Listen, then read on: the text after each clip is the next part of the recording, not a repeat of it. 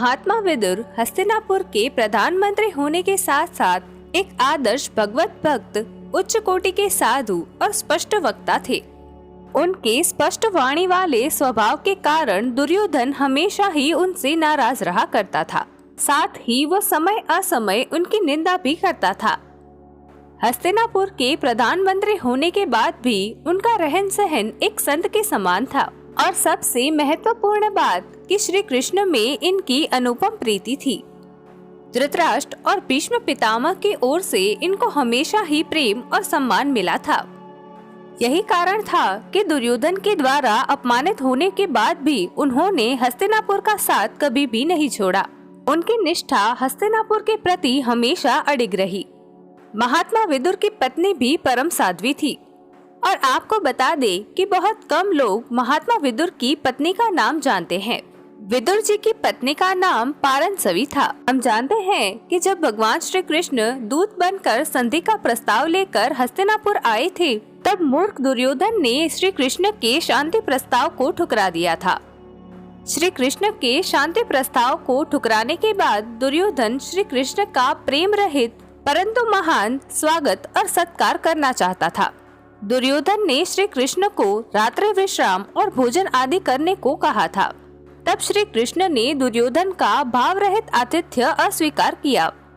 इसका कारण पूछने पर श्री कृष्ण ने एक बहुत ही अद्भुत बात बताई। इस बात को हमें भी हमारे जीवन में ध्यान में लेना चाहिए। श्री कृष्ण ने दुर्योधन से कहा कि किसी का भी आतिथ्य स्वीकार करने के प्रमुख 3 कारण होते हैं, भाव, प्रभाव और अभाव।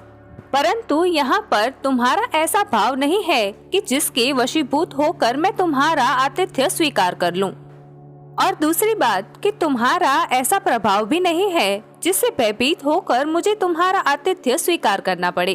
और तीसरा सबसे प्रमुख कारण कि युवराज दुर्योधन, मेरे पास किसी भी वस्तु का अभाव भी नहीं है कि जिससे मजबूर होकर मुझे तुम्हारा आतिथ्य स्वीकार करना पड़े। इस प्रकार भाव, प्रभाव और अभाव के वचनों को समझाकर श्री कृष्ण वहां से विदुर के घर की ओर प्रस्थान कर गए। जब श्री कृष्ण विदुर जी के आवास पर पहुँचे तो विदुर जी वहां पर उपस्थित नहीं थे, परंतु विदुर जी की पत्नी पारंसवी वहीं पर उपस्थित थी। पारंसवी ने श्री कृष्ण को अतिथि के स्वरूप में देखकर सुध बुध खो दी। जल्दी जल्दी में श्री कृष्ण को निहारते हुए पारंसवी ने भूलवश श्री कृष्ण को उल्टे पीठे पर बिठा दिया। श्री कृष्ण पारंसवी की भावनाओं को जानते थे, इसी कारण से वे उस उल्टे पीठे पर बैठ भी गए। दौड़कर पारंसवी अंदर से श्री कृष्ण को खिलाने के लिए केले लेकर आई। पारंसवी श्री कृष्ण के प्रेम भाव में इतने मग्न हो गई थी कि वह केले छील छील कर छिलके श्री कृष्ण को खाने के लिए दिए जा रही थी और फल फेंकती जा रही थी। पारंसवी की शुद्ध भक्ति और प्रेम के कारण श्री कृष्ण ने केले के छिलके भी ग्रहण कर लिए। इससे हमें ये सीख मिलती है कि किसी का भी आतिथ्य स्वीकार करने से पहले भाव, अभाव और प्रभाव, इन तीनों चीजों का खास ध्यान रखना चाहिए।